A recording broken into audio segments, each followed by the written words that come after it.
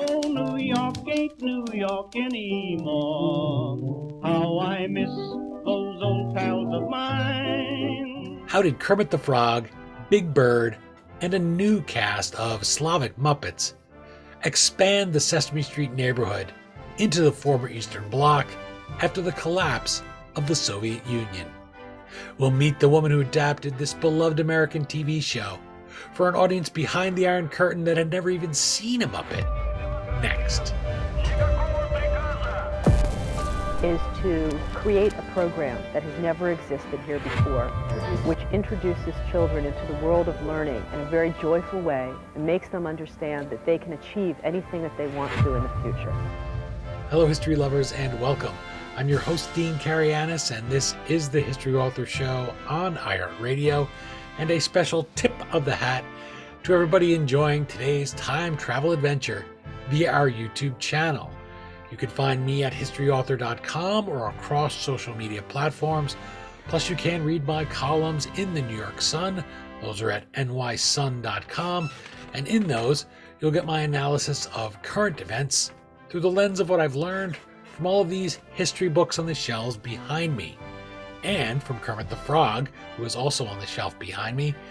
The lessons we learned from Sesame Street were so important and also so universal, which is why today's show is brought to you by the letter M in their honor.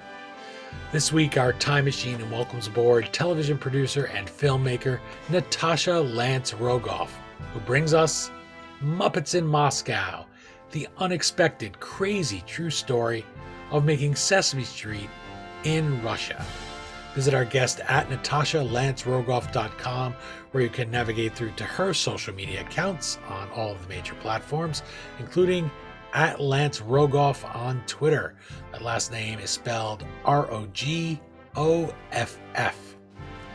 Okay, now that we've arrived in Red Square, as it's being transformed by the fall of communism, let's join Natasha Lance Rogoff as she tells Russian kids how to get to Sesame Street with Muppets in Moscow. And here we are with Natasha Lance Rogoff. She's joining us to chat about her very special book, Muppets in Moscow, the unexpected, crazy, true story of making Sesame Street in Russia. Thank you so much for making the time to talk Muppets with the History Author Show today, Natasha. Great to be here, and thank you for having me. Well, thank you for coming. I'm very excited about this book. So much so I had to do that intro twice. So this is the kind of book, it speaks to that little kid inside all of us. And how many movies are there where you reconnect with that sense of childlike wonder inside of you? There's that Twilight Zone episode that's like that, one of Rod Serling's favorites. And that's what this book does. And yet it puts you as an adult in a situation that all of us as adults might find ourselves in, and that's in a place that's dangerous, that's having to do a job that's very tough to do. So I wanted to start with your name, because your name is Natasha. People could see it on the book cover behind me, also with little Kermit the Frog there, making sure I do a good job. And I wondered from Natasha if you had a family connection to Russia. So tell us, how did you get that name? And did that help you? Did your experience with Russia help you with this often dangerous, deadly task of paving a Sesame Street in the former Soviet bloc? I was not born with the name Natasha, and my grandfather left Belarusia in 1912. And I was completely enamored with this culture and the idea of my ancestry, which I didn't know much about. And I changed my name from, well, I'm going to make people read the book to see what it used to be. But I changed it to Natasha when I was 16, even before I spoke a word of Russian. So I just felt that I had the wrong name. And maybe that was the first step on this path to, bringing the Muppets to Moscow, because, I ended up learning Russian in college, and then spent the next 12 years working in the Soviet Union and then in what became New Russia. A TV pro to tell us what your name is. What a great way Tell to us what your name is. So you're not a Natasha by birth. You have this mysterious past, let's tell people. And you were also not a person with experience in children's TV or with children. And you become the person that does this. And I felt that if this was a novel, you would say, oh, come on, she changes her name to Natasha. And then she just happens to get thrown into this fish out of water almost situation that nobody else would have been able to experience. And you triumph there. But this is a real true story, is Muppets in Moscow. Do you think it helps readers that go on this journey with you, because you are so much an outsider in this story? So you're very much like me sitting here in America that has never been there, and you have the experience, and yet you're willing to share with people that this is what it felt like to be an outsider in a completely alien world. It's even alien for the people that are there. Everything's changing, the name of their country, the flag. And you say, well, the love of the Muppets, I know the Muppets can get through. Did you feel that that was something that would really help you tell this story? Absolutely. I mean, I had already been living and working in what was the Soviet Union, for about 10 years. And I, was very familiar with the culture and had enormous affection for both literature, art, music, and also the people. So when Sesame Street's executives asked me to bring the show to Russia and adapt it for an original version with, 3 new Muppets and a giant new neighborhood, which would be based on Russian architectural aesthetic, so to speak, I was definitely very intrigued.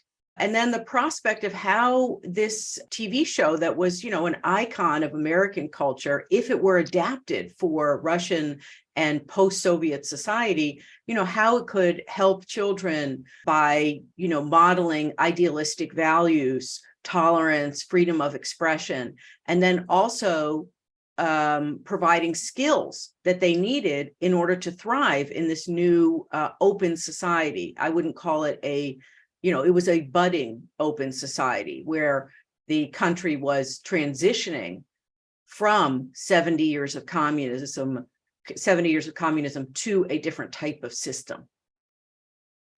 I want to tell people watching at home that you'll see me smiling at odd points maybe throughout this interview if you're watching on YouTube. And that's because I read Muppets in Moscow, and there were so many little moments that the things you're talking about remind me of. So I would encourage everybody to pick up the book, but also to remember that it's not all fun and felt for you when you get over there. You experience 2 assassinations, a car bombing, the armed takeover of your offices. So this is not just things happening out in the countryside far away that you're reading about in Pravda. These are things that are happening to you. Elmo gets kidnapped. And it may sound like a silly, funny thing, but these men that kidnap him are not just doing it in the dark of night. They show up heavily armed. How did you maintain the joy of Sesame Street under those conditions?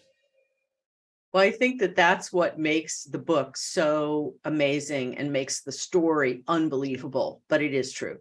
And because when you have, we're over there trying to create a puppet show, an educational TV show for children.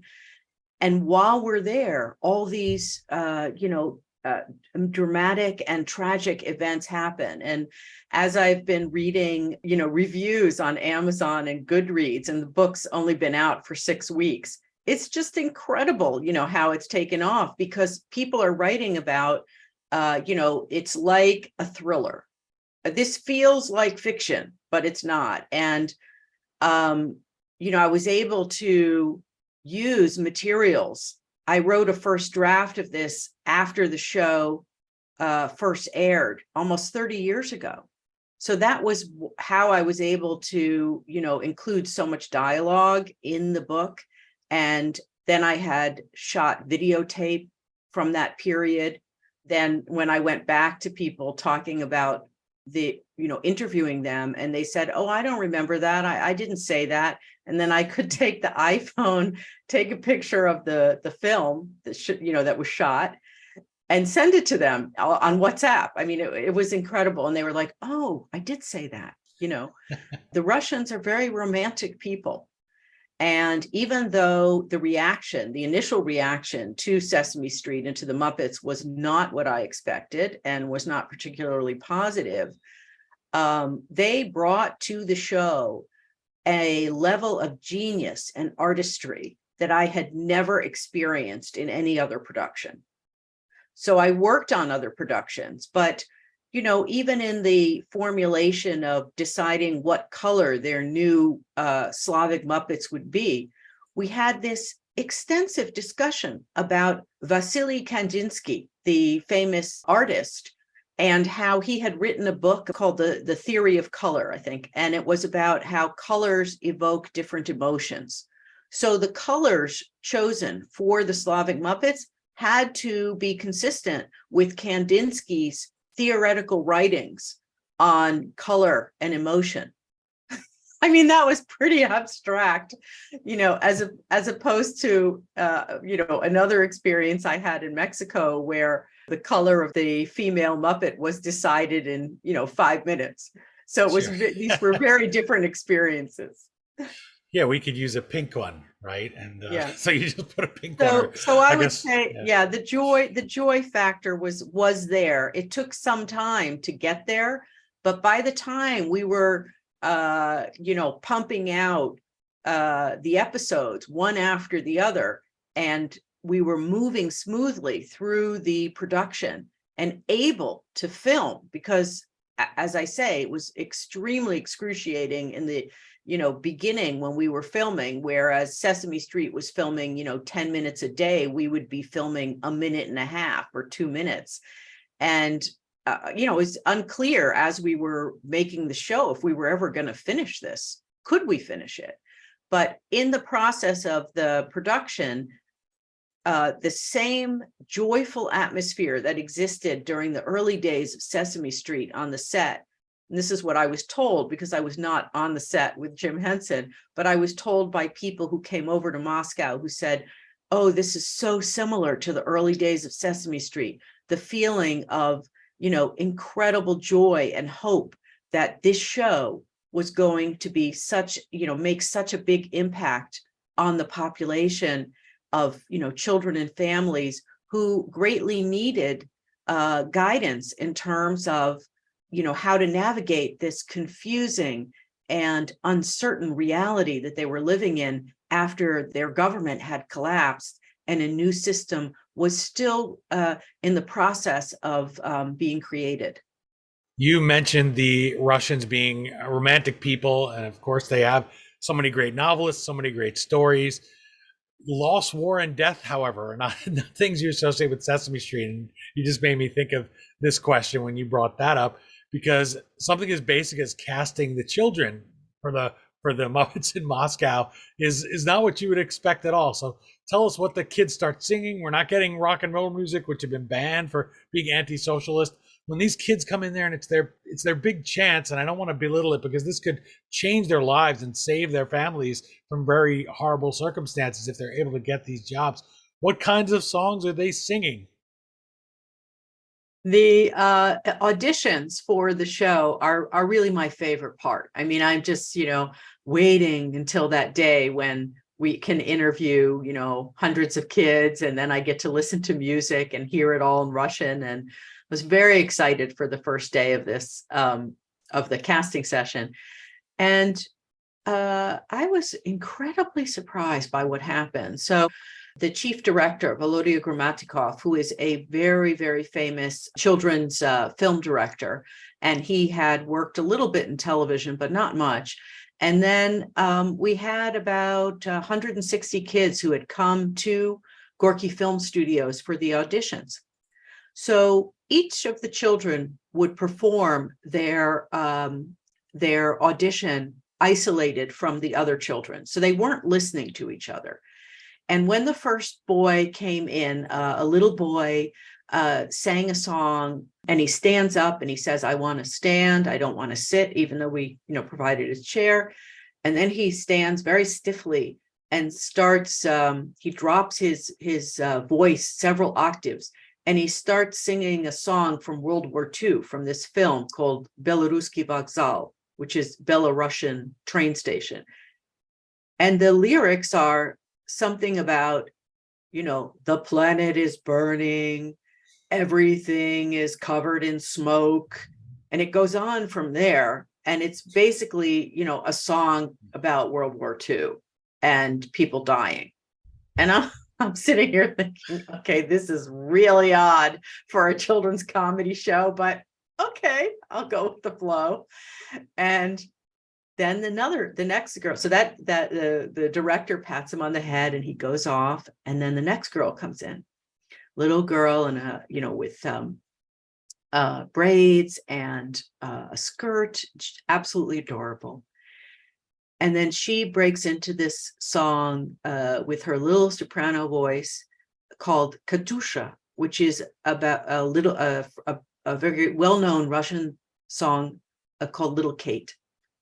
And it's all about a woman bidding farewell to her lover who's going off to the front.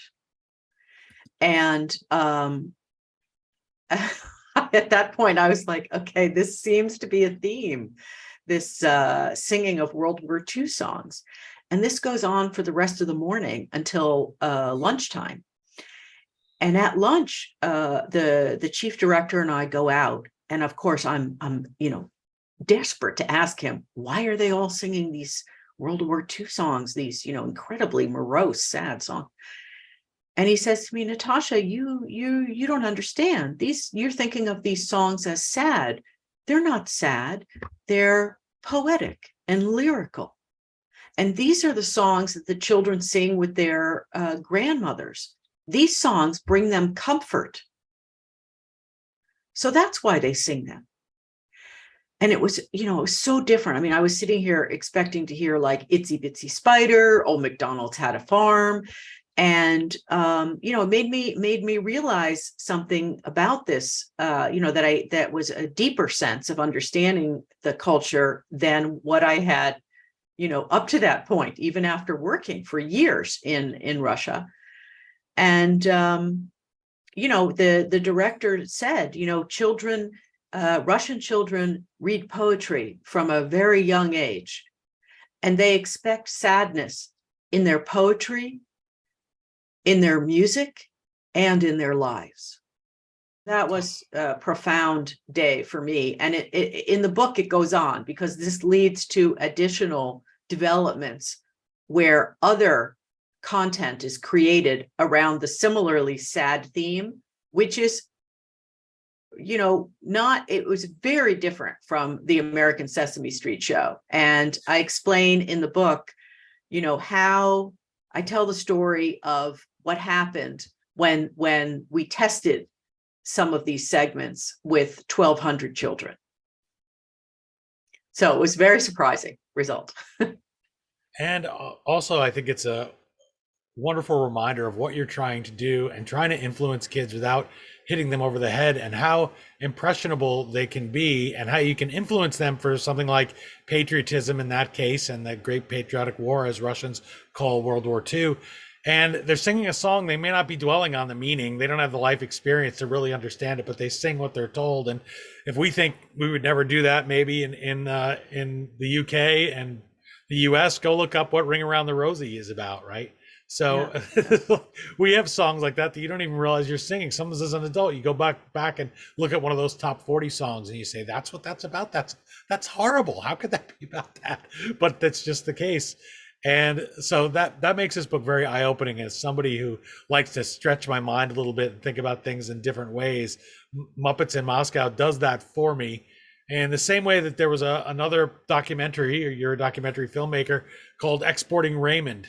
And Phil Rosenthal, the executive producer of that, tries to take the show Everybody Loves Raymond over to Russia. And there's little things like the TV show producers there, they're shushing him because he's laughing. It's supposed to be a live audience, right? The audience is sitting there very serious, and he's saying, no, they're supposed to be laughing. Maybe I'll try to give it a little boost by laughing. And they say, no, they shush him. Why are you laughing? And they want people who are very beautiful there. And he says, no, these are supposed to be working people. And well, why would you want to watch people that look just like you on TV? You could see that by walking down the street.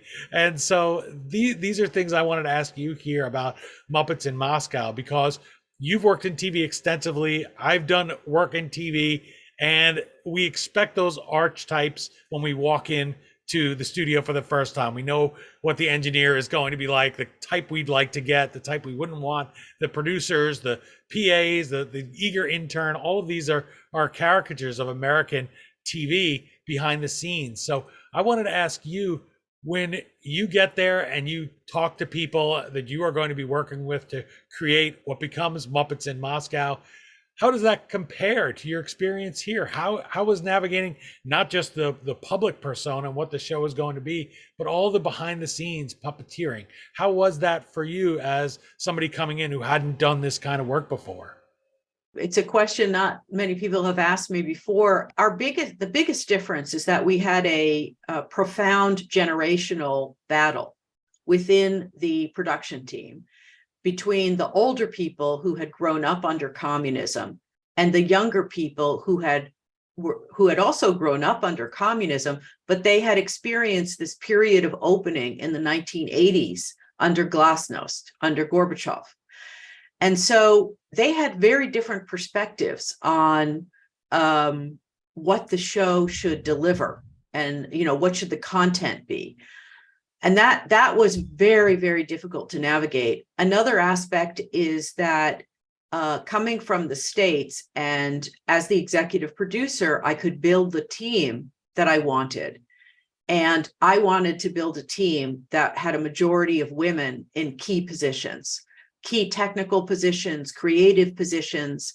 And that really hadn't been done in the Soviet Union or in Russia before. So our team, which numbered about 400 of, puppeteers, writers, producers, set designers, they were, a majority of women, and that was phenomenal to see. So that I would say that was probably very different from an American production in the time when I was producing Ulica Sesame Street in Russian. I mean, compared to the US. That leads to a great next question, a great part of the book. And for me, it's the moment where all your hard work pays off. It's the moment where the skies open, and I'll let you describe it. But it was really great for somebody who's cheering for you throughout Muppets in Moscow. And it's chapter 13. It's titled An Angel Descends. And this is a moment where those women in the room, one of them certainly helps you. Finally, I feel like you're banging your head there against a brick wall like Cookie Monster, and we can't get the cookie. You're frustrated, right, Scott? But you're very professional about it throughout the telling in Muppets in Moscow. Share that story with us, because it is that moment that readers of your book will be cheering for you as all your hard work begins to pay off and somebody finally gets it, and you're no longer that only voice in the room trying to explain these googly-eyed, weird American creatures to people who've never grew up with them. This is probably one of the most moving segments in the book. And it happened during the curriculum seminar, which is the cornerstone of any international Sesame Street co-production, when the creative team comes together with educators from across the country where we're working, children's teachers and child education experts. So this group assembled at the Danilov Monastery, which is the headquarters of the Russian Orthodox Church, where we were renting a room, basically. It was surreal. And I even, when I was there, saw the patriarch, there's a story in the book about meeting the Russian patriarch, which is like running accidentally into the Pope. It's unbelievable. But anyway, at this 3-day seminar, we were trying to develop the content for the show. What would be taught in the show? What would the scenarios be? And we had a whole list of topics to propose, to discuss with the Russian and other education experts from Georgia, Armenia. This was an assembly of people from the former Soviet Union, because the show was going to air across 11 time zones. So it had to include lots of different nationality groups. And we showed a video of a little boy in a wheelchair who's flying a kite, and there's a really upbeat song in the background which goes, me and my chair, we go everywhere. And it's a really beautiful, sweet segment. So when this finishes playing, and we're going to have a discussion about inclusivity in the new Russian TV series, and this is met with just horror by the group, assembled. And one math teacher stands up and says, it's totally exploitative to show children in wheelchairs on television. How could you do that? And then another woman asks, kind of innocently, why would normal children, нормальные дети, ever want to watch a TV show with ненормальные дети, not normal children? So I'm already kind of disheartened listening to the language itself in Russian, which is, not normal, being used to describe children with disabilities, which already gives, flags. Wow, we're in a different place. And I just thought, maybe they're not ready for Sesame Street. This is so off base, from what I had expected after showing this video. And if these enlightened educators don't have the empathy to, imagine including children with disabilities in our TV show, I don't see how this is going to work. So I was really very upset.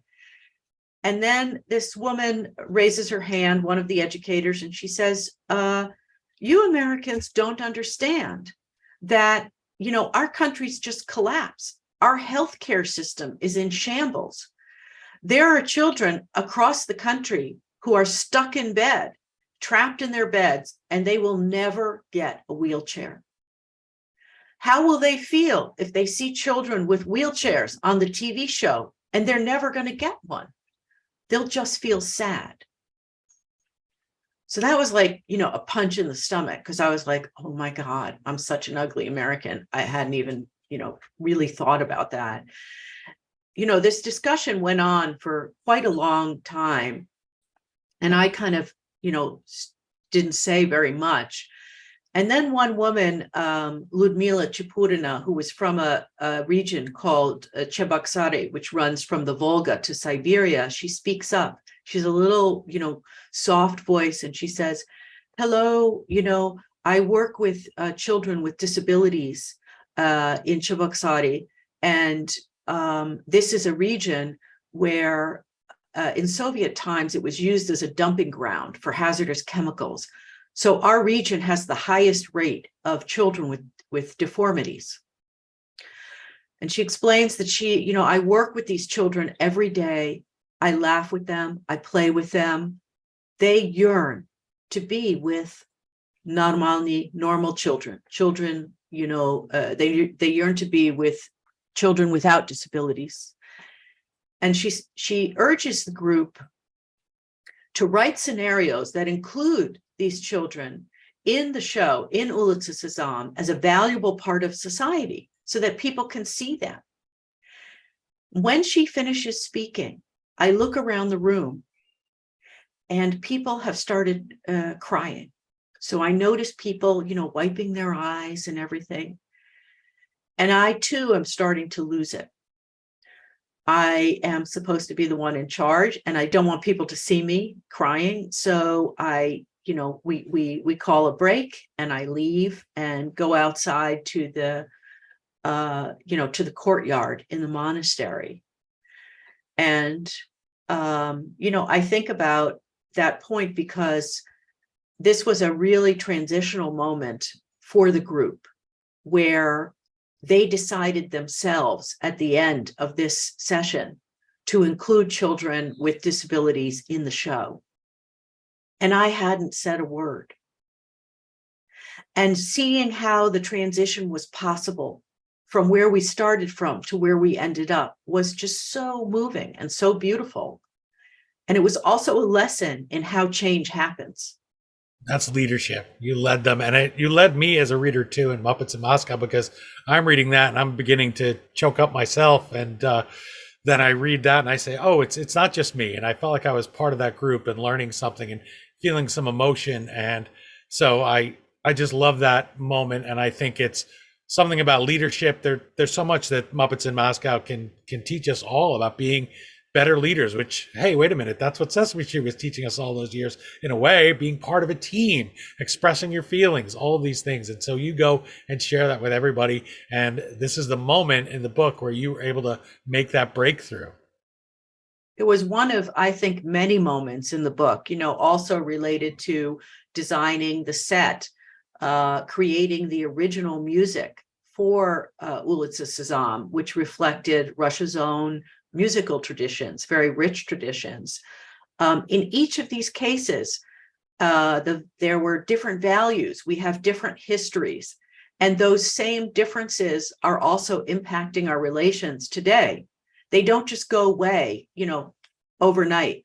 And I think that if we have expectations for other societies to mirror our own, we will be disappointed, and it's also dangerous.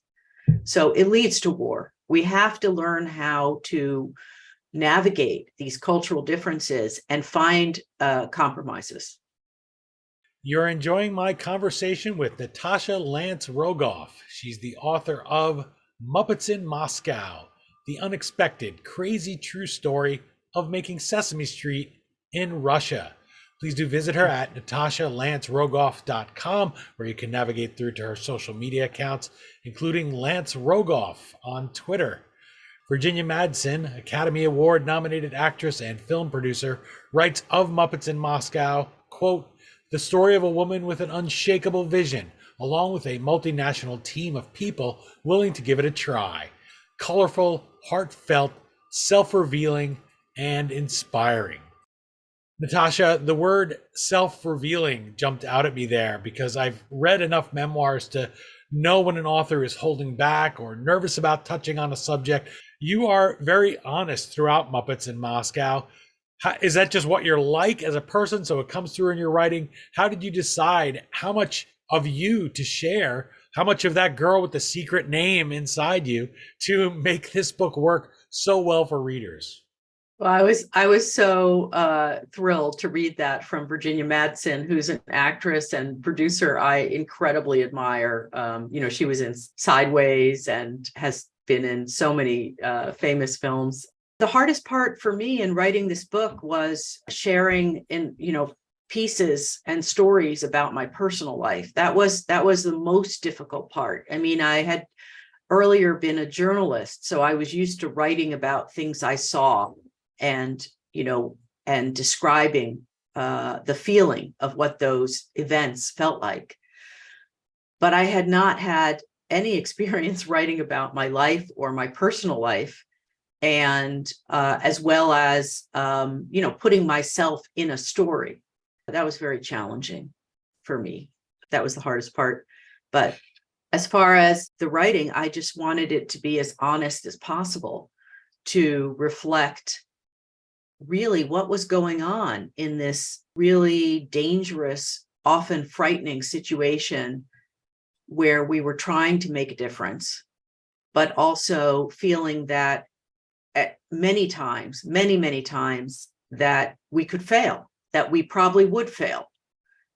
And then for it to succeed at the end and become such a hit, and be embraced by the Russian people across the whole former Soviet Union. It was surreal experience.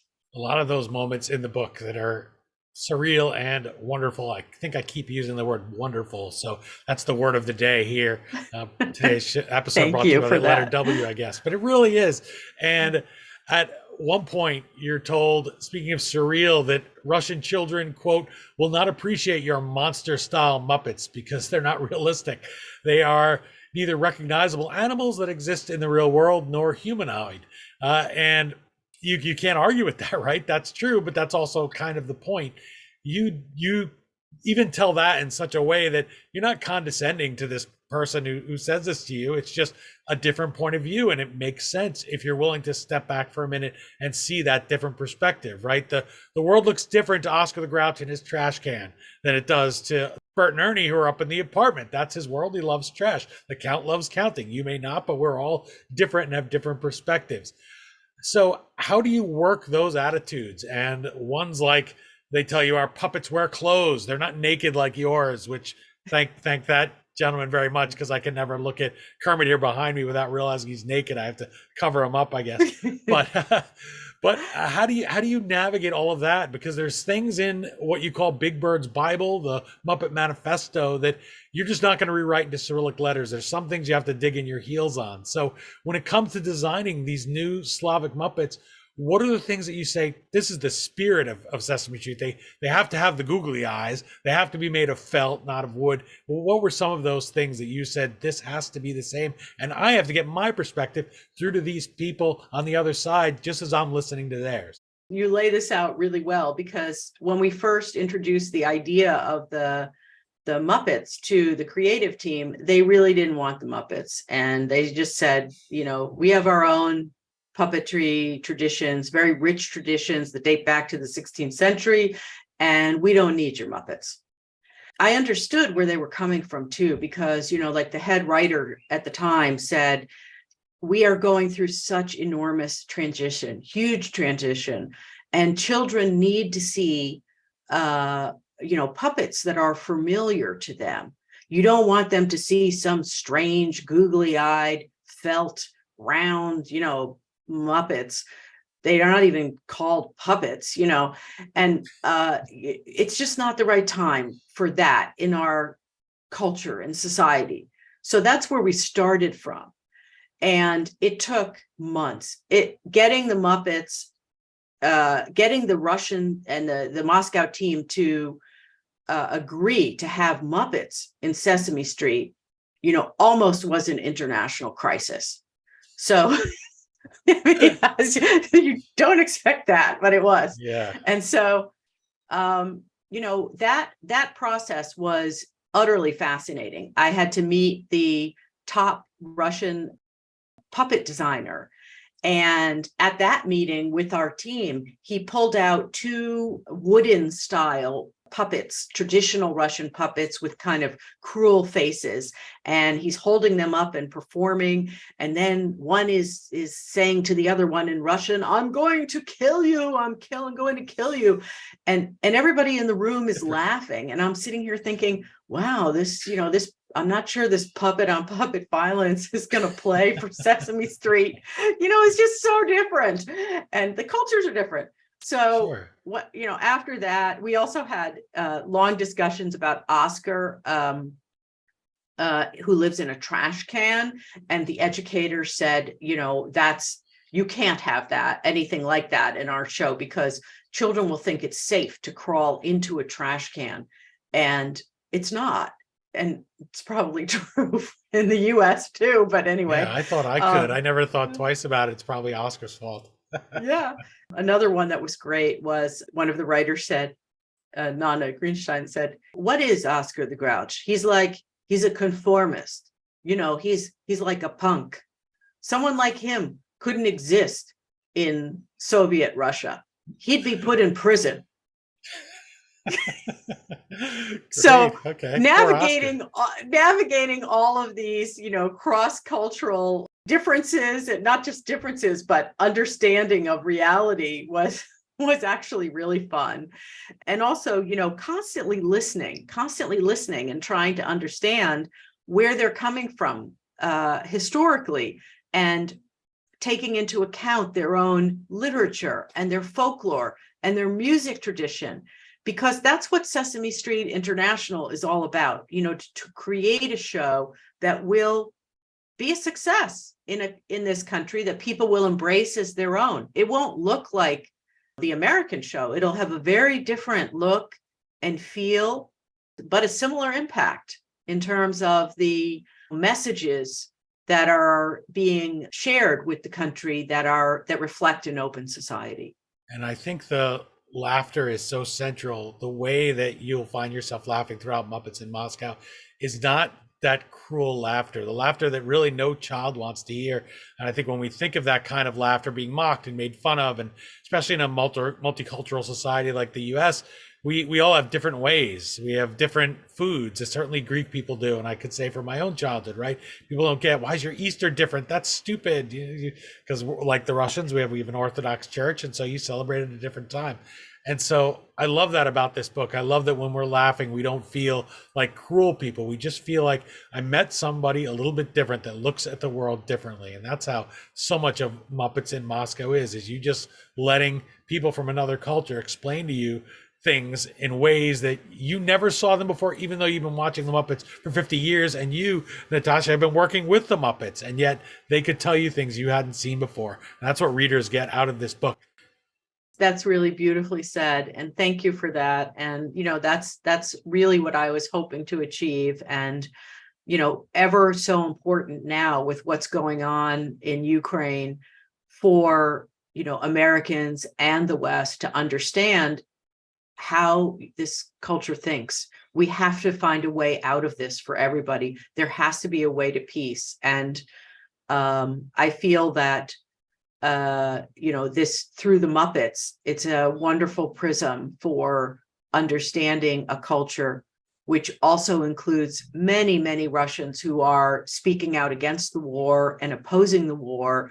A lot of the members of my team I've been talking to on WhatsApp, many of them had to leave overnight because they had been active on social media speaking out about the war. So this is really a tragedy to think about where we are today and where we were 30 years ago. But the story of making Sesame Street in Russia is timeless and, exceedingly valuable. And, I'm reading, as I say, I'm reading all the reviews on, Goodreads and Amazon, and cannot believe, we've been out like 6 weeks and it has a 5-star rating. And then the people talk about it as if it's like, I couldn't put the book down. It's more like a thriller than a historical book, a must read for anybody who wants to understand what's going on in Russia today. And I feel that that's true in terms of understanding this society.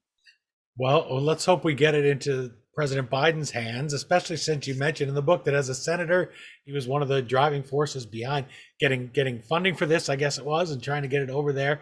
And so, yeah, whenever they have those pictures of presidents walking with books, that's always great. But in this case, I don't mind if he reads it in private, because Muppets in Moscow, it teaches us about Russians. If you're wondering if you can't travel there, and you certainly wouldn't want to right now as an American, this is the next best thing to learning to understand it. So I really appreciate that. And I hope that somebody at the White House puts the book in his hand. Me too. That'd be great. But he was absolutely instrumental. I don't think this would have happened without then Senator Biden, now president. He really, pushed and was able to get bipartisan support for Russian Sesame Street. Yeah, a lot of people at the time. I had one friend, and he was a real button-down kid, very, very conservative guy. And he said to me, boy, I was listening to Jim Henson talk about the Muppets, and he talked about it was based on all this Great Society stuff from LBJ and all this, and it was aimed at kids in the inner city. And he's like, I'm living up in White Plains, New York. And I didn't know that. Well, he almost like he felt like he shouldn't have been watching it. But that's the thing about great entertainment. Like, not that he shouldn't have been, but that it wasn't for him. And of course, the Muppets Sesame Street are indeed for everybody. Muppets in Moscow, a book that's certainly for everybody. And I wanted to just close with a quote from it. You write that it is my hope that sharing the story now will show that despite many differences between our cultures, we have much in common. And that's just such a beautiful way to close, a beautiful sentiment. I hope everybody's work can be as rewarding as yours here in Muppets in Moscow. So if you want to make your brief pitch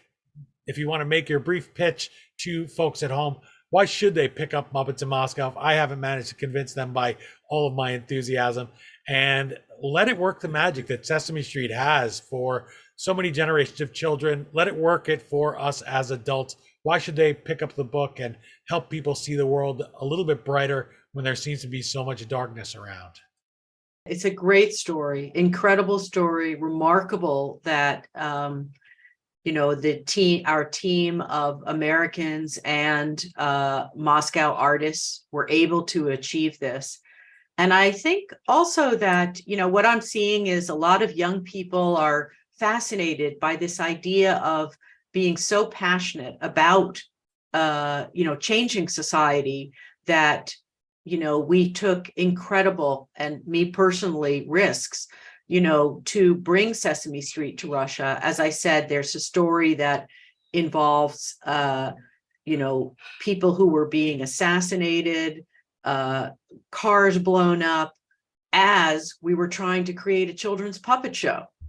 So it's just a remarkable story about a place that is on our minds today and will help people in the West understand the society better in ways that will impact our future. That is my hope. Well, Natasha Lance Rogoff, author of Muppets in Moscow, thank you so much for bringing this sunny day today and sweeping the clouds away for all of us. If you're an adult out there and you're asking, how do you get to Sesame Street? Because we lose touch with that part of our childhood as we get older, and maybe we forget how to get back that feeling of joy. Please do pick up Muppets in Moscow. Maybe even order some extra copies as a gift. Nobody's going to say, I don't want this book. Everybody loves the Muppets. And that goes for people in Russia too, which is important to remember at this time in the world's history. You'll be so happy that you went on this journey with Natasha, her talented team, Kermit, those wonderful Slavic Muppets that we've been seeing today and that you shared and created with the people of Russia.